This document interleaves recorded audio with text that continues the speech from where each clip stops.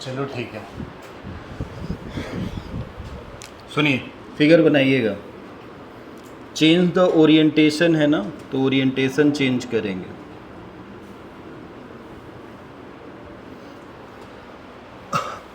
North है और ये साउथ है।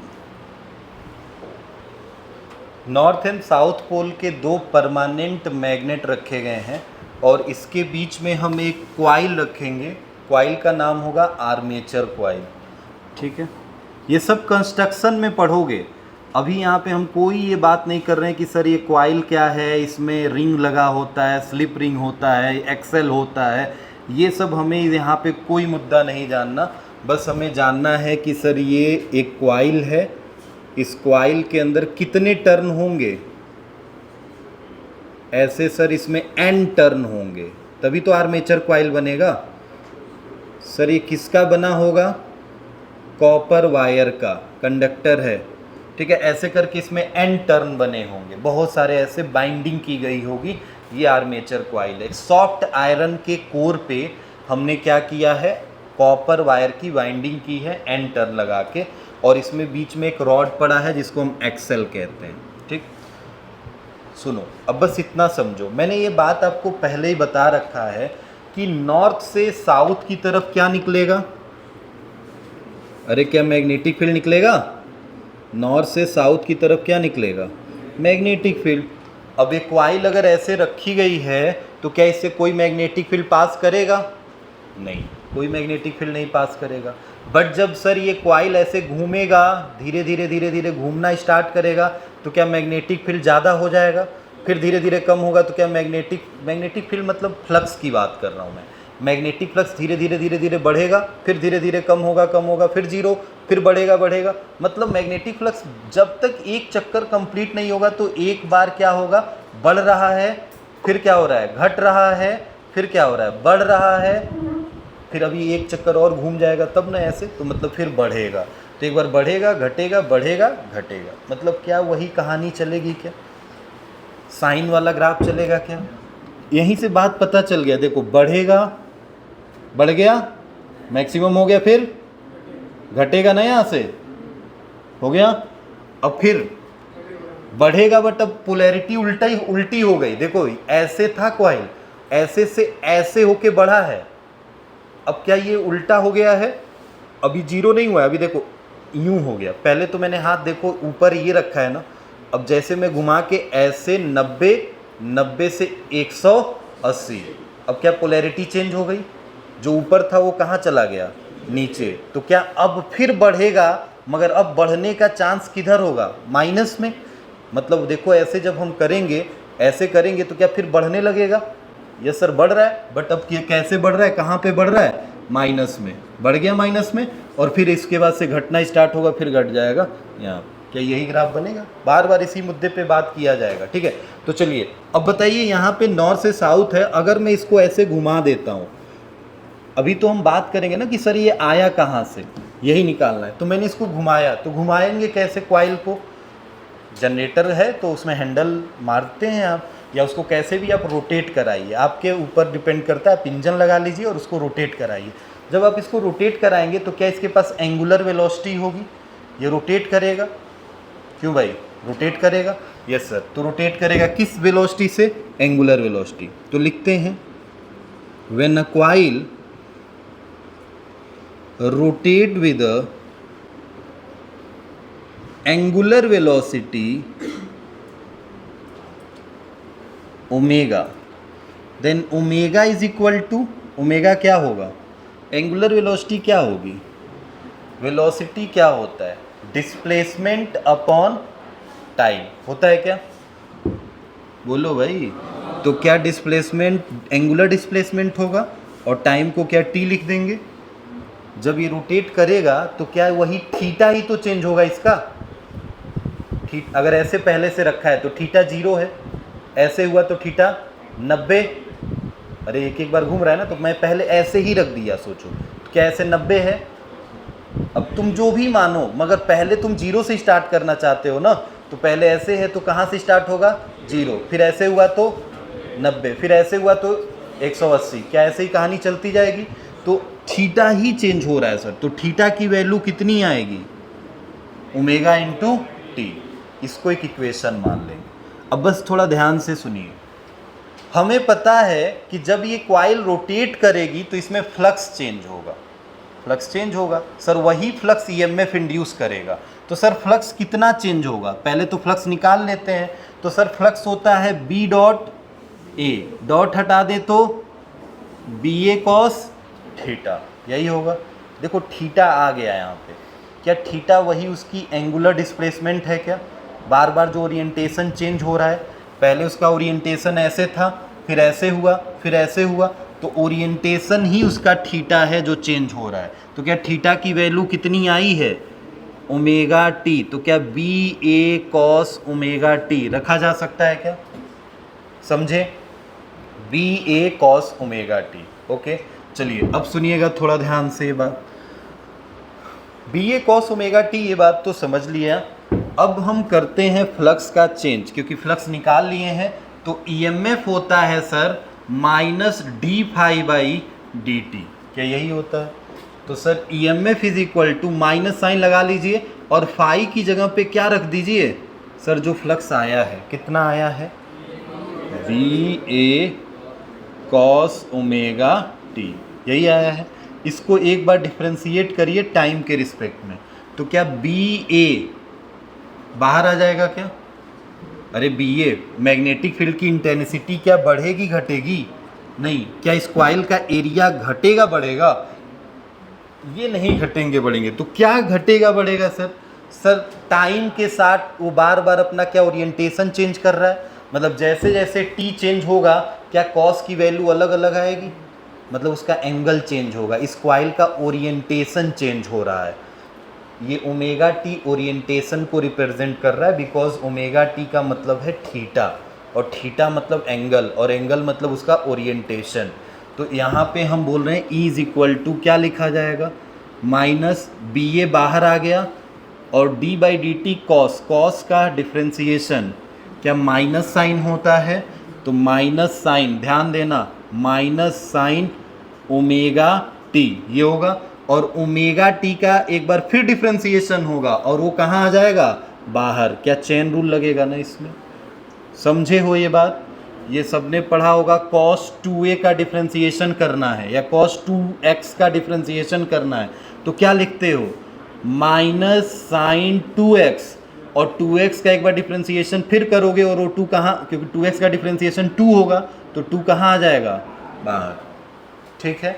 तो ये ऐसे ही cos ओमेगा टी का डिफ्रेंसिएशन माइनस, और माइनस ऑलरेडी था तो मिलके क्या हो गया प्लस, और ओमेगा टी का डिफ्रेंसिएशन करके ओमेगा बाहर निकाल दिए। क्लियर है, ध्यान से देखो, क्या ये ईएमएफ मिल गया है, यस सर यही ईएमएफ है, मगर आपने जो ईएमएफ लिखा है सर उसमें, बात बंद कर लो, इसमें जो ईएमएफ लिखा है उस ईएमएफ की वैल्यू है E not sine omega T. Sir same है वही चीज़, इसका मतलब यहाँ पे ये जो चीज़ दिखाई दे रही है क्या यही ई नॉट है क्या, इसी की जगह पे क्या आपने रख दिया है ई नॉट, ठीक है। बट एक चीज़ सुनो, अभी हमने केवल एक कॉइल की बात की थी, ऐसे इसमें कितने कॉइल हैं, n कॉइल हैं, जैसे एक कॉइल में फ्लक्स चेंज हो रहा है, ऐसे कितने कॉइल बनाए हैं हमने n, तो क्या इसमें n से मल्टीप्लाई कर देंगे, मतलब EMF is equal to N B A omega sine omega T, और इस वैल्यू को हम किस नाम से जानेंगे, E not sine omega T. अब समझो थोड़ा ध्यान से, इसमें ई और ई नॉट क्या है, ई जो दिख रहा है इसको हम कहते हैं इंस्टंटेनियस ईएमएफ। ये तो समझ गए होंगे कि सर किसी इंस्टेंट पे ईएमएफ कितना है, वो इंस्टंटेनियस कहलाएगा। बट ई नॉट सर क्या है, ई नॉट जो है इसको कहा जाता है peak EMF. Peak EMF, peak का मतलब होता है मैक्सिमम ईएमएफ, ठीक है। और इस ई नॉट की वैल्यू कितनी आई है, एन बी ए ओमेगा। इसको समझाते हैं, पहले ध्यान से समझो। सर ये क्या है ई नॉट, तो देखो अभी जैसे मान लो मैं आपको अभी बता रहा था ग्राफ से समझो कि साइन की वैल्यू है और साइन की वैल्यू मैक्सिमम कहां तक जाती है, +1 तक, और मिनिमम, तो सर हम यहाँ +1 -1 नहीं लेंगे, हम ईएमएफ की बात कर रहे हैं। तो ईएमएफ मैक्सिमम कहाँ तक जाएगा, तो सर +E0 तक, और मिनिमम कहाँ तक आएगा, -E0 तक। समझे हो? तो मैक्सिमम +E0, तो मैक्सिमम वैल्यू बस यहीं तक जाएगी। क्या यही पीक कहलाएगा क्या? समझ रहे हो? फिर वहां से गिरना स्टार्ट होगा, 0 होगा, फिर मैक्सिमम फिर किस में जाएगा, निगेटिव में, और निगेटिव में कहाँ जाएगा, -E0 तक। समझ गए हो इतनी बात? तो ये +E0 और ये क्या हो गया, माइनस। अब ऐसे देखिए, जैसे मान लीजिए आपके घर में, बस ऐसे समझो, ये बात समझना बहुत ज़रूरी है। आपके घर में 220 वोल्ट की सप्लाई आ रही है, ठीक है, 220 वोल्ट की मैंने किसी से कनेक्शन दिया और आपके घर में एसी कनेक्शन है और वो एसी कनेक्शन 220 वोल्ट का सप्लाई दे रहा है, ठीक।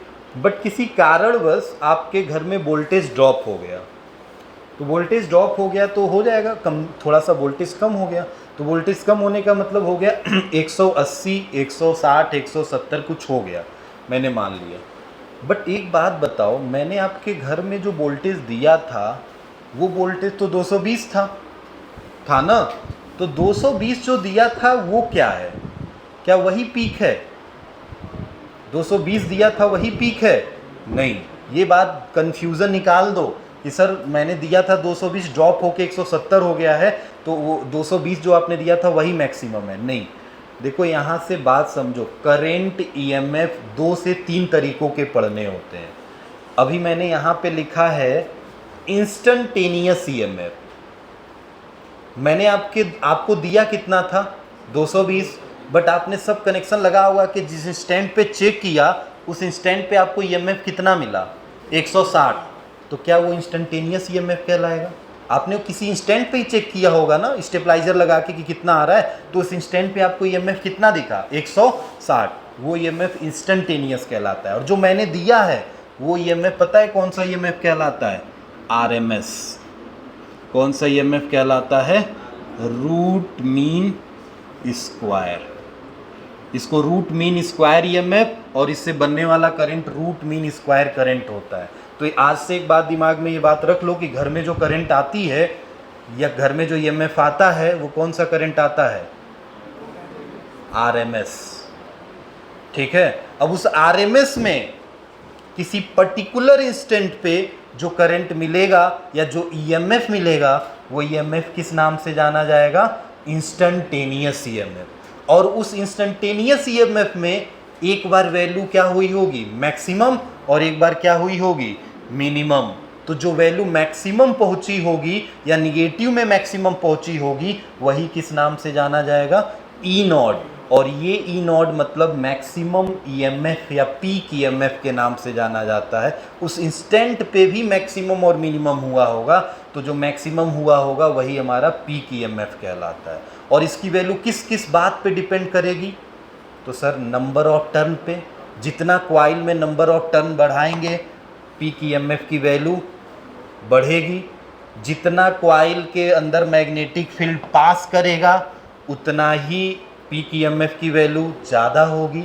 जितना इस कॉइल का एरिया बढ़ेगा, अब सोचो एक छोटा सा जनरेटर है उसका ईएमएफ और बड़े से जनरेटर का ईएमएफ क्या सेम रहेगा, नहीं, क्योंकि उसका सर डायनमो बड़ा होता है, उसके आर्मेचर कॉइल बड़ी होती है, उसके अंदर लगे मैग्नेट बड़े होते हैं। तो मैग्नेट जो बड़े होंगे तो मैग्नेटिक फील्ड ज़्यादा होगी, एरिया ज़्यादा होगा, नंबर ऑफ टर्न ज़्यादा होगा, और उसमें रोटेशन बहुत जल्दी जल्दी हो रहा होगा। ओमेगा मतलब उसकी एंगुलर वेलोसिटी ज़्यादा होगी। समझ रहे हो इतनी बात? मतलब ये जो ई नॉट है ना, यही मैक्सिमम और मिनिमम को डिफाइन कर रहा है। तो एक बार प्लस में मैक्सिमम और एक बार माइनस में मैक्सिमम, यही वैल्यू हमारी कहलाती है पीक ईएमएफ। अब बताओ यहाँ से तुम्हें ईएमएफ मिल गया तो क्या करंट नहीं बना लोगे? हाँ सर, अगर उस कॉइल को हम देखें तो कॉइल हमने किससे बनाया है, कॉपर से। कॉपर से बनाया है तो उसका रेजिस्टेंस होगा, तो जाहिर सी बात अगर उसका रेजिस्टेंस होगा तो ईएमएफ इज इक्वल टू क्या आई इंटू आर लिख सकते हैं। तो I is equal to E upon कितना हो जाएगा आर। तो सर ई की वैल्यू कितनी निकाली है E not sine omega T upon में क्या हो जाएगा। अब बताओ ई नॉट अपॉन आर क्या कहलाएगा सर आई नॉट कहलाएगा। अरे मैक्सिमम करंट कहलाएगा। जब ईएमएफ चेंज होगा बार बार तो क्या करंट नहीं चेंज होगा।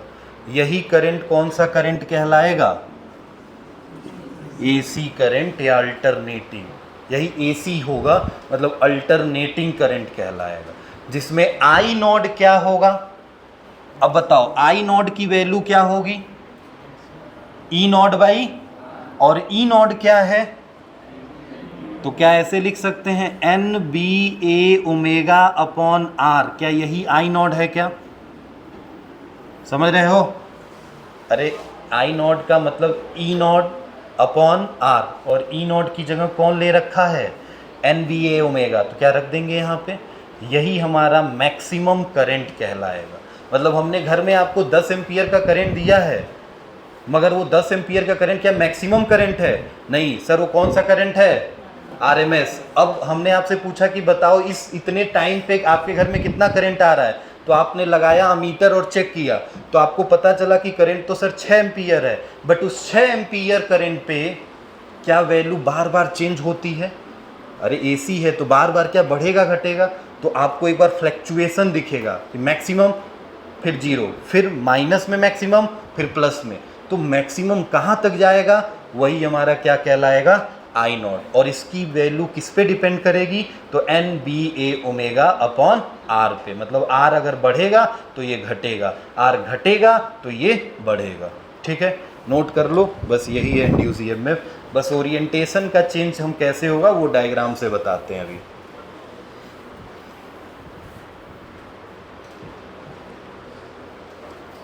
याद रखना भी अगले चैप्टर में बस यहीं से मैं इक्वेशन पहला उठाऊंगा। एसी चैप्टर जैसे स्टार्ट होगा मैं यहीं से पहला ई तुम तो जानते हो E is equal to E not sine omega T. तो ये मत पूछना सर ये कहाँ से आया E is equal to E not क्योंकि एसी चैप्टर में डायरेक्ट यहीं से स्टार्टिंग है और वहाँ पे डेरिवेशन नहीं कराएंगे। हमारे पास 3 तरह के करंट होते हैं आरएमएस पीक और एक होता है एवरेज। एवरेज भी निकाला जाता है क्योंकि तुम्हें पता है ना कि साइकिल चल रहा है ऐसे ऐसे। मान लो 10 साइकिल चला तो एवरेज होगा ना कुछ कि भाई 10 साइकिल का एवरेज क्या है 5 साइकिल का एवरेज क्या है 5.5 साइकिल का एवरेज क्या है। तो एवरेज भी निकाला जाता है। तो आरएमएस निकालेंगे एसी चैप्टर में बस यही पढ़ना है आरएमएस निकालो एवरेज निकालो और पीक निकालो ईएमएफ का और करंट का। हो गया इधर का हो गया है।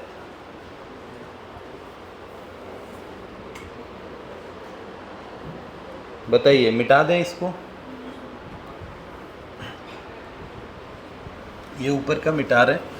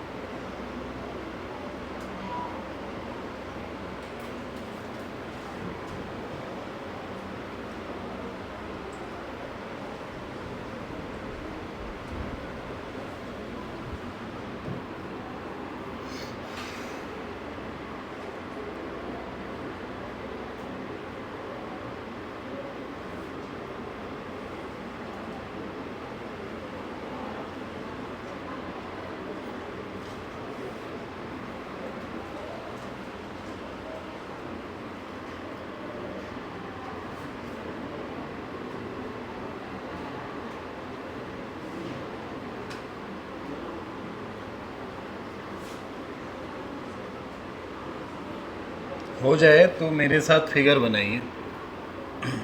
थोड़ा सा एक स्टेप बस पीछे रहिएगा।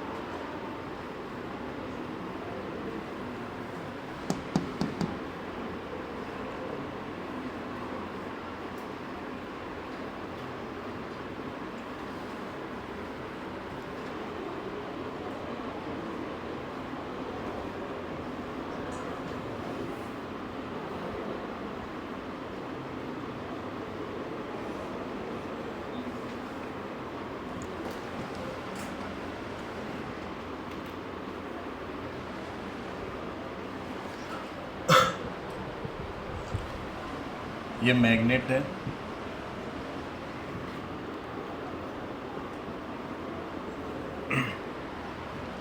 और ये क्वाइल के ओरिएंटेशन है। क्वाइल के ओरिएंटेशन में हम नंबरिंग भी करते हैं। कैसे नाम लिखें, चलो यहाँ से लिखते हैं P Q R S। चलो लिख देते हैं फिर समझाते हैं। अभी ये ऐसे है, ये ऐसे हो गया, तो यहाँ हो गया सर Q, यहाँ हो गया P, यहाँ हो गया R, यहाँ हो गया S। अब सर ये ऊपर हो गया, तो इधर हो गया सर P, इधर हो गया सर Q, सर इधर हो गया S और इधर हो गया R। फिर सर ये उल्टा हो गया, तो ये हो गया P, फिर हो गया Q, फिर ये हो गया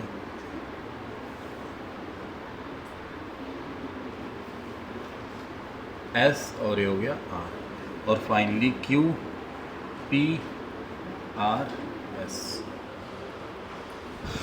ठीक है, ये ओरिएंटेशन है। आप ये P Q R S बस लिखो, अभी समझते हैं क्या है, समझ तो गए ही होगे।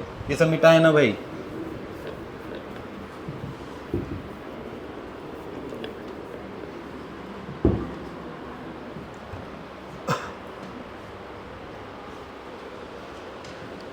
बन गया?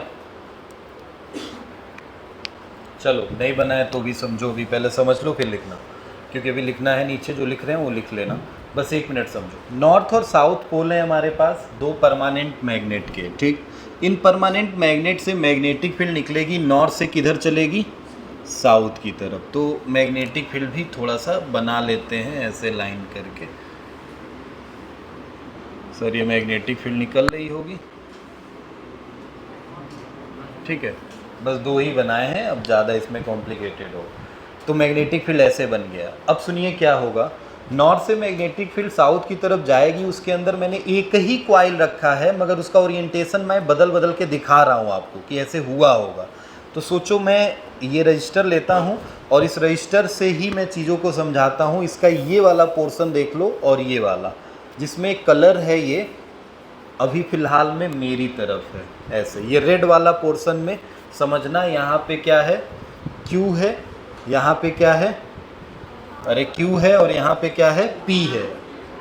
R छोड़ो, तुम्हें ऊपर वाला बस दिखा रहे हैं ना आपको, तो कोई 2 ही तो दिखेगा, ये तो पीछे वाले हो जाएंगे, या तो ये देखो या तो ये देखो, कोई एक पकड़ लो बस।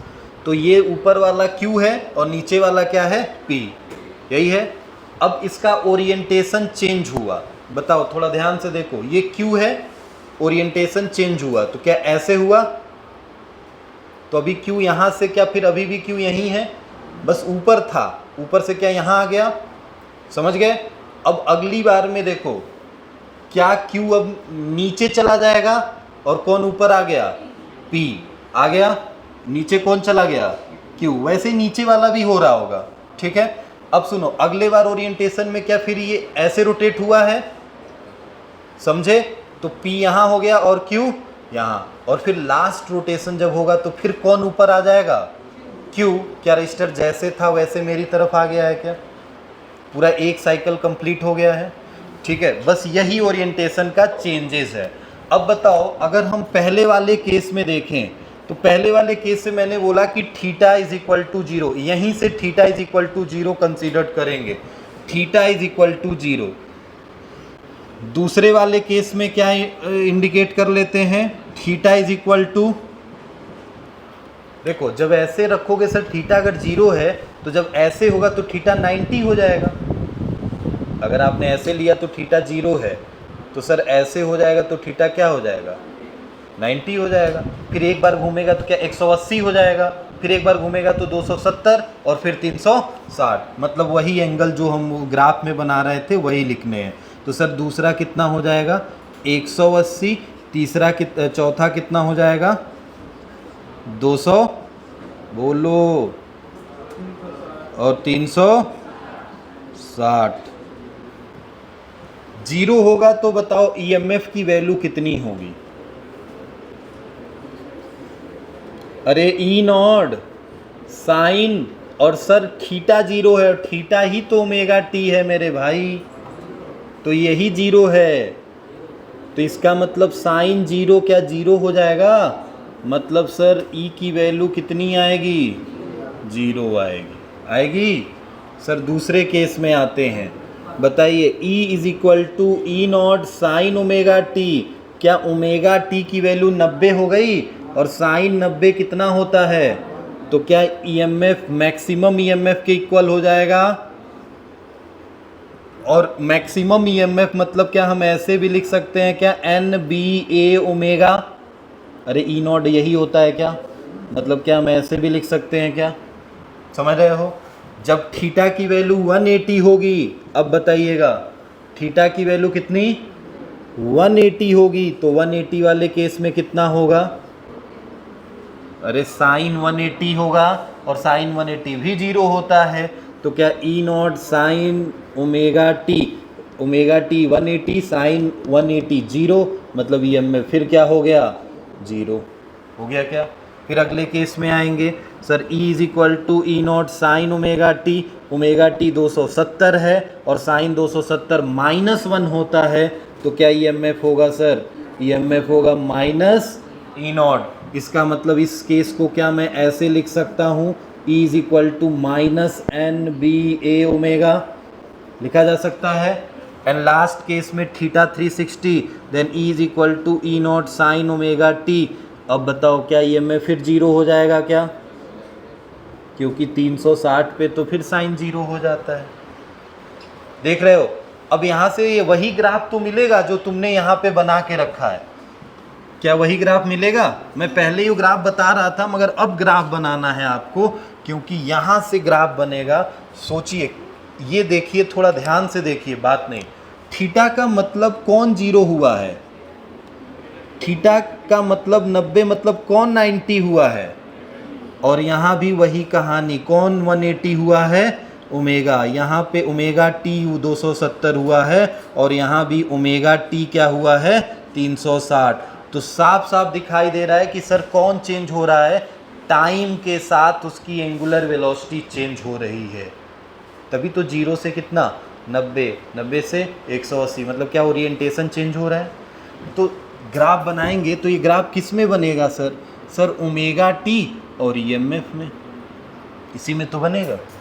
अब बताओ, ओमेगा टी जब जीरो था, ओमेगा टी जब जीरो था, ओमेगा टी एक्स एक्सिस पे है, ओमेगा टी जब जीरो था तो क्या EMF भी जीरो था? क्या यही पॉइंट रहेगा? ओमेगा टी जब 90 हुआ तो EMF कितना हुआ? ई नॉट। क्या मैक्सिमम कहलाता है ये? तो 90 तो यहाँ होगा, और यहाँ पे वैल्यू क्या मैक्सिमम कहीं यहाँ बनेगी, यही वैल्यू क्या होगी हमारी? ई नॉट। उसके बाद से फिर कितना हुआ? 180। तो 90 यहाँ आया है, तो 90 और जोड़ेंगे तब ना 180 होगा, और 180 पे ध्यान से देखिए फिर कितना आ गया? जीरो। तो क्या ग्राफ यहाँ बनेगा? फिर अगली बार में देखिए 270 में क्या माइनस में चले गए हैं, तो माइनस में ई नॉट, तो ये प्लस में ई नॉट ये है, तो माइनस में ई नॉट। 270 मतलब 90, 180 में 90 और जोड़ दीजिए, तो माइनस ई नॉट। सर कहीं यहाँ रहा होगा, क्या यहाँ रहा होगा? फिर उसके बाद से फिर कितना 360 पे हो गया? जीरो। तो 90 में 270 में कितना जोड़ना है? 90, तब ना 360 आएगा, और 360 पे फिर वैल्यू क्या हो गई है? जीरो। पूरे ग्राफ को अगर हम जोड़ें तो क्या ये ग्राफ साइन का ग्राफ बन रहा है? मतलब यहाँ से साफ पता चल रहा है कि एक बार EMF प्लस में मैक्सिमम होगी और एक बार माइनस। ठीक है, ये 1 पॉइंट है, ये सेकंड है, बना लो, ये थर्ड है, और ये है fourth. First, second, third, fourth, fifth, 5 point था ना। पांचों पॉइंट का ग्राफ वहाँ पे इंडिकेट कर रहा है। इस लाइन को भी ऐसे डैश डैश कर।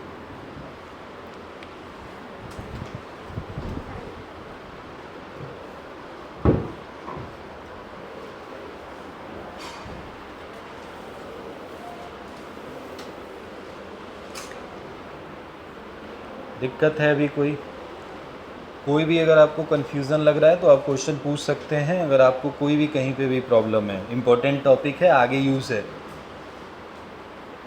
इसके बाद हम चलेंगे नए टॉपिक पे, AD करंट।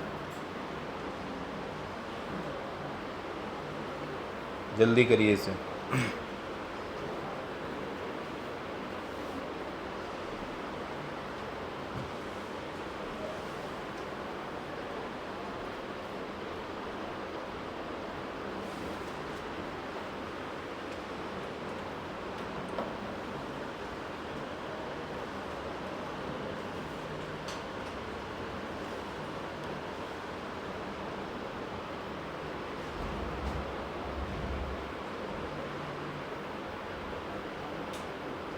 हो गया? ठीक है कर जल्दी।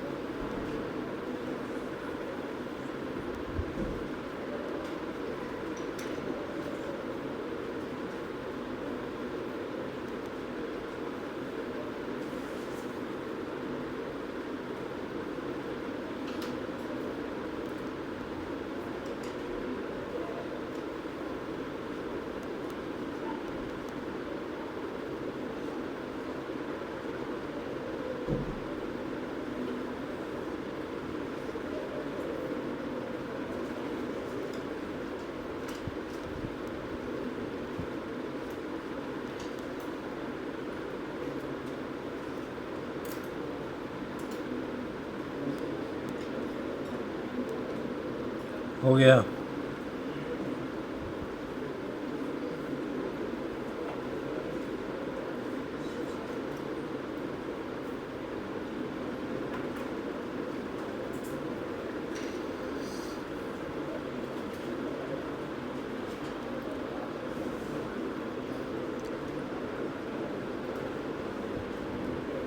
क्वेश्चन अभी कर रहे हैं इस टॉपिक पे। एक टॉपिक है छोटा सा, पढ़ लो, क्वेश्चन दोनों पे एक ही बार कर लेंगे, तब आगे टॉपिक पढ़ेंगे। हेडिंग डालिएगा एडी करंट। थोड़ा जल्दी ख़त्म करते हैं इसको। हाँ लिखो लिखो।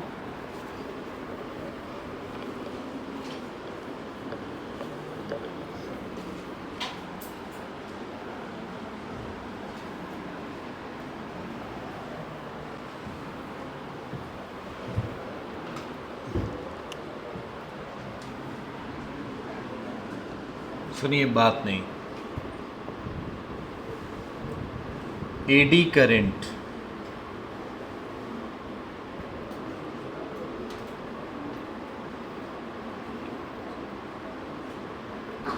क्या है ये ध्यान से सुनो। बस एक दो लाइन लिखेंगे इसमें, ज़्यादा कुछ नहीं। इसका बस एप्लीकेशन आता है कि क्यों यूज होता है एडी करंट। हो गया भाई इधर तो रुक जाओ, अब बस समझो जो बोल रहे हैं सुनो। लेकिन बहुत सारी ऐसी चीज़ें हैं जो मैं बोल रहा हूँ, हो सकता है उसमें आपके नोट्स में लिखे ना हो, तो पहले ध्यान से सुन लो बातों को। एडी करंट का मतलब क्या है? नाम से पता चल रहा है एडी कहलाता है क्या? भंवर। नाम सुना है? भंवर मतलब क्या? कुछ यूं आता है दिमाग में जलेबी की तरह? हाँ, भंवर। भंवर का मतलब हाँ वही बवंडर बोल लो। और क्या? हाँ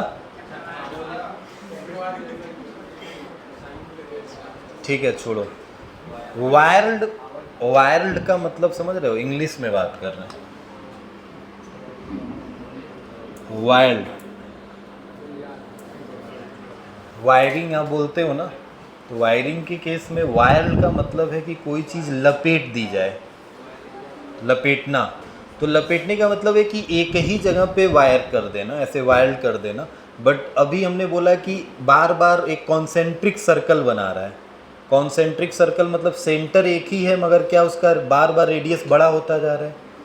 दिखाई दे रहा है? कॉन्सेंट्रिक सर्कल बन रहा है। यही करंट एडी करंट कहलाती है। अब देखो क्या है, एक्चुअल में हमने अभी जनरेटर पढ़ा था, या जो भी हमने ये टॉपिक पढ़ा है, इस टॉपिक में हमने देखा था कि हम प्लेट नहीं ले रहे थे। ये ऐसे मत समझना कि ये प्लेट है, ये क्वाइल था। क्या था?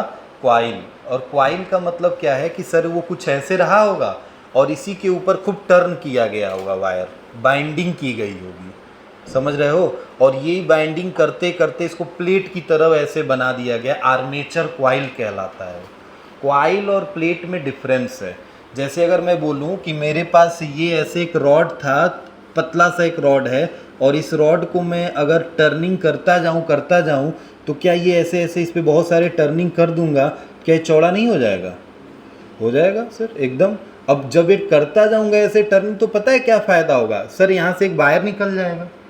अरे जो वायर से टर्निंग कर रहा हूँ वायर निकलेगा ना, तो इस वायर में करंट दौड़ाऊंगा तो क्या करंट ऐसे यहीं ऐसे ऐसे ही तो दौड़ेगा, इसमें घूमेगा। मगर ये करंट दौड़ेगा तो क्या एक एक वायर में पहले घूमते घूमते घूमते घूमते घूमते घूमते घूमते तब ना एक जगह से निकलेगा। मगर प्लेट में क्या होगा? क्या प्लेट में ऐसा कुछ कहानी होगा? नहीं सर, प्लेट तो एक बराबर तस्तरी की तरह, एक लेमिना की तरह दिखाई देती है। इसमें अगर करंट दौड़ाएंगे तो कहाँ से दौड़ाएंगे? अगर कहीं से आप दौड़ा भी दिए, इंटर भी करा दिए, तो क्या वो पूरे प्लेट में लगेगा घूमने? वही करंट जो प्लेट के अंदर ऐसे दौड़ने लगता है, वही करंट क्या कहलाने लगता है? Eddy current. समझ रहे हो? एडी करंट का मतलब और कुछ नहीं है, वो किसी क्वाइल के अंदर करंट जो दौड़ता है वो एडी नहीं कहलाता। मगर जब कोई करंट किसी प्लेट के अंदर, किसी लेमिना के अंदर इस फॉर्म में दौड़ने लगे, भंवर के फॉर्म में दौड़ने लगे, अगर ये प्लेट है और इस प्लेट में हमने करंट किसी तरह दौड़ा दिया, तो करंट कुछ ऐसे ऐसे दौड़ेगा, ऐसे ऐसे ऐसे ऐसे इसमें दौड़ने लगेगा। समझ रहे हो? अब इससे बहुत लॉस होगा, कुछ फायदे भी होंगे, कुछ लॉस भी होगा। मैं बताता हूँ अभी। फ़ायदे ही लॉस की मेन मुद्दा कहानी यही है कि फ़ायदा क्या होगा, नुकसान क्या होगा, इसका हम यूज करते हैं। तो ठीक है, तो कहीं पे नुकसान होगा, कहीं पे फ़ायदा होगा। अब सुनो क्या है इसका यूज़, छोड़ो अभी, पहले समझो। जब एडी करंट दौड़ेगा ना उसमें, तो पूरे क्वाइल को गर्म कर देगा, मतलब पूरे प्लेट को क्या कर देगा? गर्म। अब तुमने घर में देखा होगा इंडक्शन, देखा होगा इंडक्शन चूल्हा, सबके घर में होगा आज के डेट में। इंडक्शन चूल्हा जो होता है, या इंडक्शन जो आप वो हीटर बोलते हो जिसको, वो इंडक्शन हीटर के अंदर क्या होता है? पहले जो हीटर यूज़ होते हैं उसमें क्वाइल होती थी, याद होगा? अरे पहले पुराने वाले हीटर्स में देखो क्वाइल लगी होती थी, एक वायर होता था, कहीं जल जाता था फिर भी तुम जोड़ उड़ के एकदम उसको फिर से लगा दो, फिर से चलने लगता था, फिर कहीं टूट गया फिर जोड़ दो, ठीक है। अब आज के डेट में क्या इंडक्शन है, आप तुरंत स्विच ऑन किए, आप उसको टच करो वो नहीं गर्म होगा, मगर उस पर वैसा मेटल रखोगे तो फिर तुरंत उस पर बॉयल होने लगेगा, गर्म हो जाएगा, वर्क करने लगेगा। तो हल्का सा गर्म होगा, ऐसा नहीं होगा कि बिल्कुल गर्म नहीं होगा। मगर सोचो कि इतना जल्दी फंक्शन क्यों कर लिया, उस हीटर से जल्दी वर्क करता है। वो जो हीटर यूज़ करते थे उसकी कहानी एडी करंट से है। उस क्वाइल के अंदर, उसके अंदर एक प्लेट लगा होता है, उस प्लेट में एक करंट दौड़ता है, वो करंट हमारा एक भंवर बना लेता है, एडी करंट फ्लो करने लगता है। उस एडी करंट की वजह से वो पूरा प्लेट क्या हो जाता है? गर्म हो जाता है, ठीक है। अब उसके कांटेक्ट में वैसे ही मेटल आएंगे तभी वो उसको गर्म करेगा, नहीं तो बकायदा वो कुछ वैसे उसको फील नहीं होने देगा कि गर्म है कि नहीं है, ठीक है। तो अभी इसका आने वाले समय में हम बहुत ज़्यादा यूज़ भी करेंगे, बहुत जगह पे इसका लॉस भी होगा। तो लॉस जहाँ पे होगा वहाँ पे इसको मिनिमाइज़ किया जाएगा कि सर एडी करंट को हम मिनिमाइज़ कैसे करें। अब देख रहे हैं, अब जैसे मान लो मैं तुमको बता रहा हूँ, ट्रांसफार्मर आपने देखा है, ये बाहर का ट्रांसफार्मर नहीं जो स्टेबलाइजर में लगे होते हैं, देखे हो? यस सर, नो सर, क्या देखे हो तुम लोग, क्या देखे हो? आजकल चोर देखे हो, बहुत घूम रहा है, ये जरूर देखे होगे, जो नहीं है वो जरूर देखे होगे। ट्रांसफार्मर स्टेबलाइजर में देखे हो? नहीं। चलो इस ट्रांसफार्मर जो है, चलो मैं बताता हूँ, सुनो अभी बात छोड़ो। आपने अगर नहीं देखा है तो आप ध्यान से एक ट्रांसफार्मर लीजिएगा, बाकायदा ख़राब ट्रांसफार्मर, उसको एकदम पुर्जा पुर्जा खोल दीजिएगा। अगर आपको नॉलेज चाहिए तो भाई ये सब करना पड़ेगा, फोड़ना पड़ेगा, उसको तोड़ना पड़ेगा, उसको निकाल के देखना पड़ेगा। ख़राब ट्रांसफार्मर, ठीक है, अच्छा नहीं। अब एक ख़राब ट्रांसफार्मर लेके मैं जब उसको खोला तो मुझे दिखा कि उसमें कॉपर के प्लेट हैं और वो चिपकाए गए हैं, एक के ऊपर एक, एक के ऊपर एक, एक के ऊपर एक, एक के ऊपर, और उसके बाद उस पर बाइंडिंग की गई है।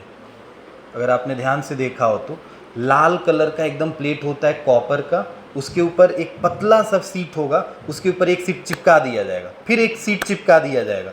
ऐसे सीट चिपका चिपका चिपका चिपका कितना मोटा सीट बनाएंगे और उसके ऊपर बाइंडिंग करेंगे, समझ रहे हो, तब बनता है ट्रांसफार्मर। तो दिमाग लगाओ ना भाई, ये बंदा कितना खाली होगा कि उसको बैठ के चिपकाया होगा, पतला पतला सीट काटा होगा। भाई इतना मोटा कॉपर नहीं मिला तुम्हें, मार्केट में बहुत मोटे मोटे कॉपर हैं, खरीद के लाओ इतना मोटा, उसी पे लपेट दो। तो भाई वो पागल नहीं था, उसको दिखा क्या, एडी करंट। जब वो मोटा प्लेट ले रहा था तो प्लेट में करंट दौड़ने लग रहा था, ट्रांसफार्मर गर्म हो जा रहा था, बंद तो जाएगा ट्रांसफार्मर। मगर अभी हमने बोला कि हम जब एक प्लेट के ऊपर एक प्लेट चिपकाएंगे तो क्या करंट को रास्ता मिलने लगेगा ना चलने का। जैसे कॉइल में क्या हुआ, तुमने इसमें से करंट छोड़ा तो क्या करंट ऐसे ऐसे चलने का एक रास्ता मिल गया, अब वो उसी रास्ते से ही चलेगा, क्या उस प्लेट पे जा पाएगा, नहीं। मगर जब तुम केवल एक मोटा सा प्लेट ले लोगे तो क्या उसी मोटे प्लेट में घूमते रह जाएगा वो। अरे भाई कहाँ से गया, अब निकलेगा कहाँ से, उसको रास्ता ही नहीं पता है, तो क्या उसी में घूमेगा वो। और जब घूमेगा तो जाहिर सी बात है, करंट है, एनर्जी है उसके पास, तो क्या गर्म तो करेगा ही, एनर्जी कहीं ना कहीं तो लॉस करेगा, तो गर्म कर देगा। अब गर्म करेगा तो भाई उसके ऊपर तुम पतला सा वायर लगा के बाइंडिंग किए हो, सोच रहे हो ट्रांसफार्मर मेरा बहुत अच्छे से चलेगा। अब पतला सा वायर है, एक सोचो एक पतला सा वायर, जब वो हल्का सा गर्म होगा तो वायर कहीं से खटाक से टूट जाएगा, और जैसे टूट गया ट्रांसफार्मर कहोगे जल गया, ट्रांसफार्मर जल गया। तो ऐसा हम नहीं करते हैं, हम उसको मिनिमाइज करने के लिए उसी मोटे से प्लेट को पतला पतला काटते हैं और उसका हम क्या कर देते हैं, लेमिनेशन। उसको लेमिनेशन कहा जाता है, लेमिनेटिंग कोर कहते हैं। एक कोर के ऊपर दूसरा कोर चिपका दिया जाएगा, फिर एक कोर के ऊपर एक दूसरा कोर चिपका दिया जाएगा। ऐसे चिपकने से करंट को रास्ता मिल जाता है, वो इधर से चलेगा, फिर दूसरे प्लेट पे आ जाएगा, फिर तीसरे प्लेट पे आ जाएगा, फिर चौथे प्लेट पे आ जाएगा, और ऐसे करके बाहर निकल जाएगा। और अगर एक ही प्लेट होता तो उसी में बार बार क्या रहता, घूमता रहता, भंवर बना लेता, एडी करंट फॉर्म कर लेता। समझ गए। तो कैसे मिनिमाइज किया, लेमिनेटिंग कोर। ट्रांसफार्मर बनाने के लिए मैंने उसमें लेमिनेशन कर दिया, मोटे प्लेट की जगह पतले पतले स्लाइस करके उसको चिपका दिए, लेमिनेशन किया गया। और भी तरीके हैं, जैसे मान लो इसमें करंट दौड़ रहा है तो मैं ऐसे इस प्लेट को कर दूं, देखो इस प्लेट को मैं ऐसे बना दूं, यहाँ से काट के निकाल दूं, कंघी की तरह बना दूं। अब बताओ क्या भंवर बना पाएंगे ये कभी, बस भंवर बनने नहीं देना है। अब क्या भंवर बनेगा, नहीं भाई, भंवर बनने के लिए तो पूरा प्लेट चाहिए ना। अब क्या उसका एरिया मिनिमाइज हो गया, अब ये सोचेगा जैसे भंवर बनाने का, तब तक उसको यहाँ से रास्ता मिल जाएगा, क्या करंट यहीं से बहने लगेगा फिर, समझ गए। तो करंट प्लेट के अंदर पूरे नहीं जाने देना है, और इसका यूज भी हम करेंगे बहुत जगह पे। जैसे मान लो आज के डेट में पता है इलेक्ट्रिक ब्रेक में एडी करंट का यूज़ होता है। इलेक्ट्रिक ब्रेक में सर कैसे यूज होता है अभी बताते हैं। इलेक्ट्रिक ब्रेक में एडी करंट का यूज़ होता है। अब जैसे ऐसे समझो, मैं तुमको समझा रहा हूँ, यहाँ पे एक मैग्नेट है और यहाँ पे एक मैग्नेट है, ठीक है, और मैंने यहाँ पे एक पेंडुलम में एक प्लेट रख दिया है ऐसे। ये प्लेट, इस मैग्नेट में नॉर्थ एंड साउथ पोल हैं, और इसी में ये ऐसे पेंडुलम जो है ऐसे ऐसे रोटेट कर रहा है। सोचो, समझ रहे हो, यहाँ नॉर्थ है यहाँ साउथ है, ये दीवार नॉर्थ है और ये दीवार साउथ है, और बीच में पेंडुलम में एक प्लेट रखा गया है, और ये प्लेट ऐसे ऐसे रोटेट कर रहा है, ऐसे ऐसे। अभी मैंने ये मैग्नेट ऑन नहीं किया है, प्लेट देखा कि भाई ये 10 बार ऑक्सीलेशन कर रहा है, ऐसे ऐसे 1 सेकेंड में कितनी बार ऑक्सीलेशन कर रहा है, 10 बार। फिर मैंने इस मैग्नेट को ऑन कर दिया, ऑन कर दिया मतलब इसके पास ला दिया। जैसे मैं इसके पास लाया तो देखा क्या हुआ, प्लेट कॉपर की थी। ये मत सोचना कि सर लोहे की प्लेट है चिपक जाएगा इससे, नहीं, प्लेट किसकी थी, कॉपर की, तो चिपकने का तो कोई सवाल ही नहीं है। बट अब दिमाग में ये आएगा कि सर क्या होगा, तो सर आपको पता है ना कि जब कोई मैग्नेटिक फील्ड नॉर्थ से साउथ चलेगी, और ध्यान से देखिए मैग्नेटिक फील्ड किससे चलेगी, नॉर्थ से साउथ, तो क्या उसके अंदर से ये जब यहाँ रहेगा तो अभी इसके अंदर कोई फ्लक्स नहीं है, मगर जैसे ये आएगा तो क्या 1 फ्लक्स 2 फ्लक्स 3 फ्लक्स 4, कैसे 5 फ्लक्स हो गए, फिर बाहर निकलेगा तो कितने, 4 3 2 1, फिर 0, फिर इधर से आएगा तो क्या फ्लक्स चेंज होता जाएगा, क्या बार बार फ्लक्स चेंज होगा। सर जो ये फ्लक्स चेंज होगा तो इसके अंदर क्या प्रोड्यूस हो जाएगा, करंट, ईएमएफ। तो करंट तो कौन सा करंट होगा, क्योंकि प्लेट लगाए हो तो करंट कौन सा हो जाएगा, एडी करंट, क्योंकि वो तो भंवर बना लेगा। अब पता है ये भंवर करंट क्या करेगा, धीरे धीरे उसके ऑक्सीलेशन को कम कर देगा। जो ऑक्सीलेशन पहले 1 सेकंड में 10 सेकंड हो रहा था, अब वही ऑक्सीलेशन 1 सेकंड में 2 ही बार हुआ और फटाक से ये कॉइल रुक गई, ये प्लेट वहीं पे रुक गया। ये चीज़ हमें तब फील हुआ कि भाई ऐसा हुआ क्यों, तो मैंने उस प्लेट को हटाया और इस प्लेट की जगह पे मैंने ये वाला प्लेट यूज़ कर दिया जिसमें ऐसे कुछ बना हुआ था, ऐसे कुछ बना हुआ था। तो मैंने फिर किया इसको, फिर इसमें पास किया तो मुझे दिखाई क्या दिया, मुझे दिखा कि सर इस बार ये चला ऐसे, इसमें भी फ्लक्स चेंज हुआ, इसमें भी करंट बना, मगर क्या ये 2 ही बार में रुक गया है, नहीं सर ये 5-6 बार किया, 10 बार तो नहीं किया, मगर कितनी बार ऑक्सीलेशन किया है, 5-6 टाइम इसने ऑक्सीलेशन कर लिया है। तो जाहिर सी बात है कि क्या एडी करंट पहले वाले प्लेट में ज़्यादा था, तो एडी करंट ज़्यादा था तो क्या उसको रोकने का काम कर रहा था, उस क्वाइल के मूवमेंट को क्या कर रहा था, रोक रहा था। जो 10 बार ऑक्सीलेशन कर रहा था उसको कितनी बार पिला दिया, 2 बार। और जब मैंने एडी करंट को मिनिमाइज कर दिया तो मिनिमाइज करने के बाद से उसका ऑक्सीलेशन कितना हो गया, 6 हो गया, 5 हो गया, मगर थोड़ा सा बढ़ गया, 2 से बढ़ गया, मगर अभी भी 10 से क्या है, कम है। तो जाहिर सी बात है, बात पता चल गई कि उसको रोकने का काम यहाँ पे कौन कर रहा है, एडी करंट कर रहा था। क्लियर है इतनी बात। तो इसी का यूज करके हमने क्या बना लिया, इलेक्ट्रिक ब्रेक।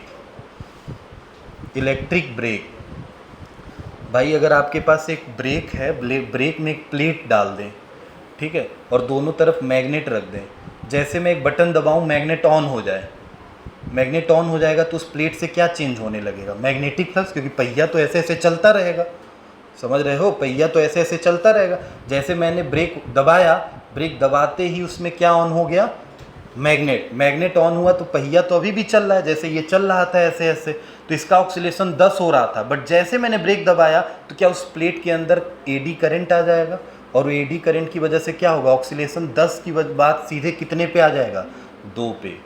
समझ गए। क्या धीरे से गाड़ी धीरे धीरे, अब पहिए पे ही तो ब्रेक लगा है, तो क्या धीरे धीरे रिटार्डेशन कर देगा और ट्रेन या गाड़ी जो भी होगी वो रुक जाएगी। मोस्टली ट्रेन में यूज़ होता है इलेक्ट्रिक ब्रेक, तो हम वहीं पे उसका यूज़ करते हैं। क्लियर है इतनी बात। तो आज की डेट में एडी करंट का बहुत यूज़ है, ऐसा नहीं है कि नहीं है। एडी करंट कहीं पे यूज़ है, कहीं पे हार्मफुल है। कहीं पे हार्मफुल मतलब कहीं पे गर्म कर दे रहा है, वो कॉइल को गर्म कर दे रहा है, वो हार्मफुल है ट्रांसफार्मर में। ठीक है, ट्रांसफार्मर में भी देखा ना, ट्रांसफार्मर को क्या कर दे रहा था, गर्म कर दे रहा था।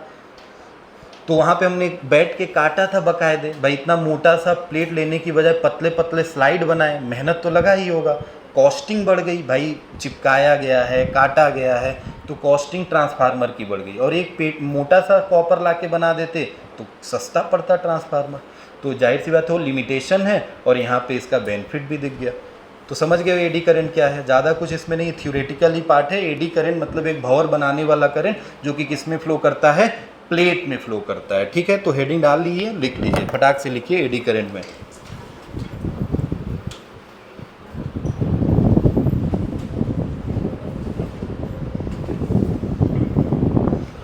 बोले, एडी करंट आर करंट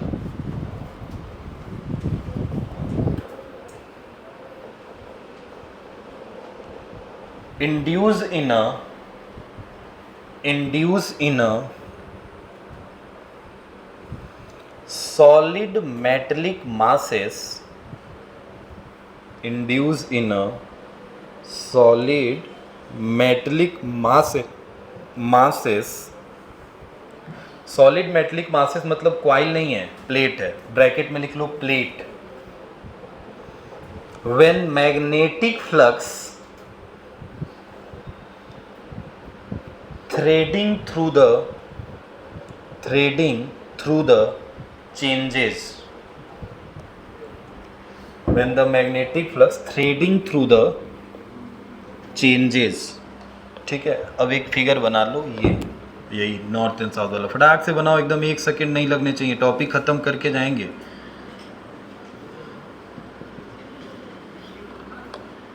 हाँ, फोड़ दो एकदम।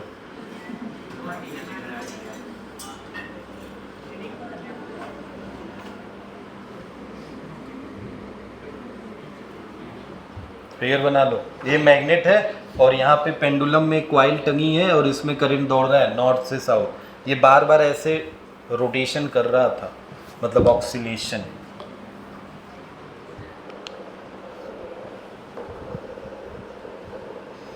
अब मैंने आपको बताया ना कि इसको कैसे मिनिमाइज किया जाता है।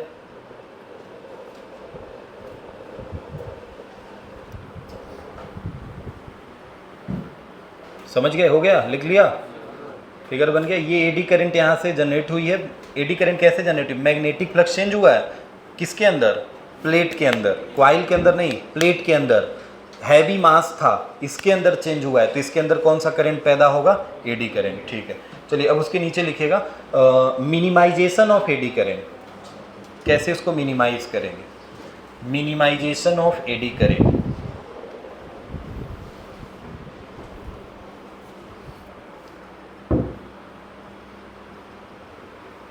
पहला छोटा छोटा एक एक पॉइंट में है। फर्स्ट क्या किए हो? लेमिनेटिंग द कोर, ब्रैकेट में लिख लेना in a transformer. Laminating the core, lamination वाला है, लेमिनेटिंग द कोर। समझ गए हो ना लेमिनेटिंग का मतलब? जैसे आप उसको, मैंने इसीलिए बोला ना, जब आप खोल के देखोगे ना ट्रांसफार्मर को तो तुम्हें समझ में आएगा। उसका इतना आसानी से निकलेगा नहीं, मगर अगर तुम निकालोगे तो देखोगे कि एक स्पेशल टाइप के गम से चिपकाया गया होता है वो। देखना ध्यान से, उसमें लगेगा कि एक गम डाला गया है, उससे चिपका है, जैसे फेविक्यूब टाइप का। ठीक है, तो हमने क्या बोला? लेमिनेटिंग द कोर, ब्रैकेट में लिख लो इन अ ट्रांसफार्मर। दूसरा लिखिएगा, दूसरा कैसे मिनिमाइज किए हो? कंघी बना के। कंघी कैसे, मतलब कंघी नहीं बनाना, लिखना है क्या लिखेंगे? Slotting the coils. Slotting the, क्या है ये? लेमिना लिख लो यार। स्लॉटिंग द लेमिना, जो लेमिना लिए हो उस लेमिना का स्लॉट बना दो। Slotting the lamina. ठीक है, 2 हो गया, बहुत है, 2 ही है। अगला हेडिंग डालिएगा एप्लीकेशन। ज़्यादा कुछ नहीं, बस ये पॉइंट याद रखने हैं, बाकी तो बना उना के 2 पेज लिख दोगे तुम।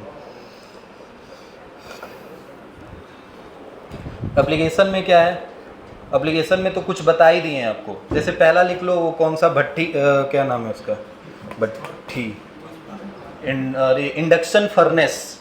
हाँ, उसको भट्टी ही बोलते हैं भाई, इंडक्शन फर्नेस।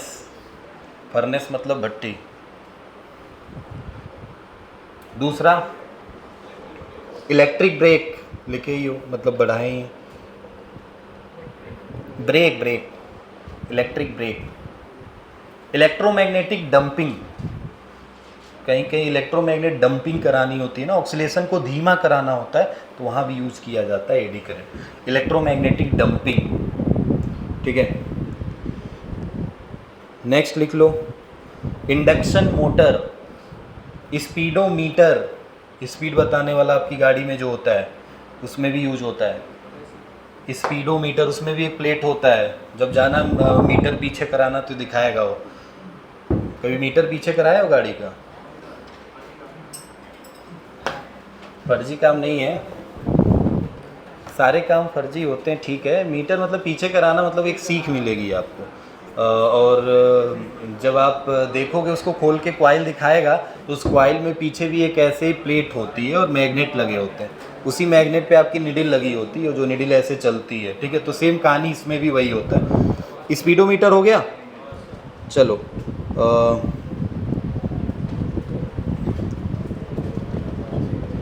बाकी एक और लिख लो, इलेक्ट्रोमैग्नेटिक शील्डिंग। कहीं पे इलेक्ट्रोमैग्नेटिक शील्डिंग करना होता है तो वहाँ पे भी यूज़ कर। अब ट्रांसफार्मर पढ़ेंगे ना तो वहाँ पे एडी करंट का लॉस आएगा, वहाँ पे बताएंगे कैसे लॉस से बचेंगे। इलेक्ट्रोमैग्नेटिक शील्डिंग हो गया। चलिए अब क्वेश्चन की बारी थी, तो कल करेंगे जो ये टॉपिक पढ़े हैं। फॉर्मूला याद वाद कर लेना, पढ़ लेना। बस 2 टॉपिक चैप्टर में बचा है, mutual induction and self induction.